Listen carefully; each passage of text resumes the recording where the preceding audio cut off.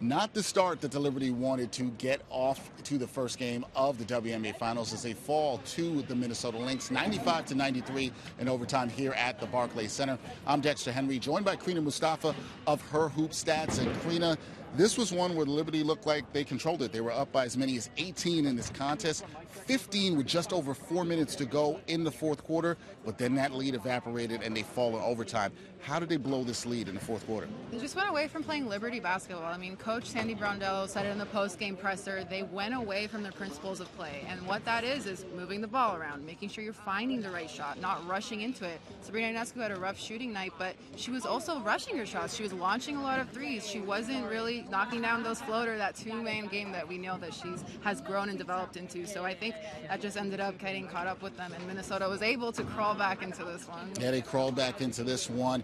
It ties the largest comeback deficit in WNBA Finals history. But the other thing, when you look offensively for this Liberty team, they dominated on the boards, 23 second chance points, but shot only 37% from the field. What went wrong for the Liberty offensively in this one? Yeah, I mean, you can get all the boards you want, but if you can't finish and execute and get those buckets in, then it's not going to count. And so really not being able to capitalize on those second chance opportunities, I think, really, really hurt them with a Minnesota team that is also really good offensively. So the second that you kind of let that go, you're not able to get those shots in, then Minnesota is able to capitalize, and that's where it went wrong. And that's where it went wrong for them offensively. Now, defensively, it wasn't like the Liberty didn't have a chance in this game. They couldn't get stops in the fourth quarter, and then the same thing in overtime.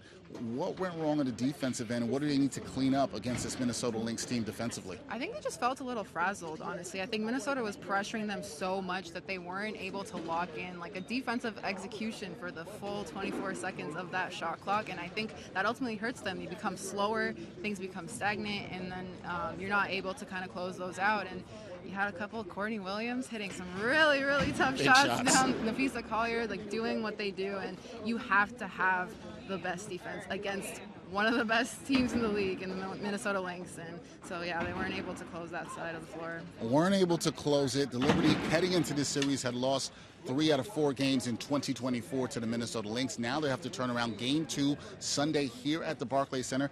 Must-win situation, Karina. What are the keys to them bouncing back and getting a victory in Game 2? The key is getting more into that Sab Stewie two-person game and getting them more involved in the playmaking. I think Sabrina, they were blowing up a lot of what the Liberty were trying to do, and I think as long as she gets back into it, like, hey, I am the primary playmaker here, and they have that two-person game, then you get back to Liberty basketball, you get back to those principles that Sandy Brondello was talking about, and then they'll be able to close another one out at home. All right. Well, the Liberty, they are going to need it. They are now down 1-0 in this best-of-5 WNBA Finals series. We'll see if they're able to do that here at the Barclays Center on Sunday as they look to even the series up before it heads back to Minnesota. That is Karina Mustafa of Her Hoop Stats, fantastic host covering the W there. I'm Dexter Henry signing off from the Barclays Center.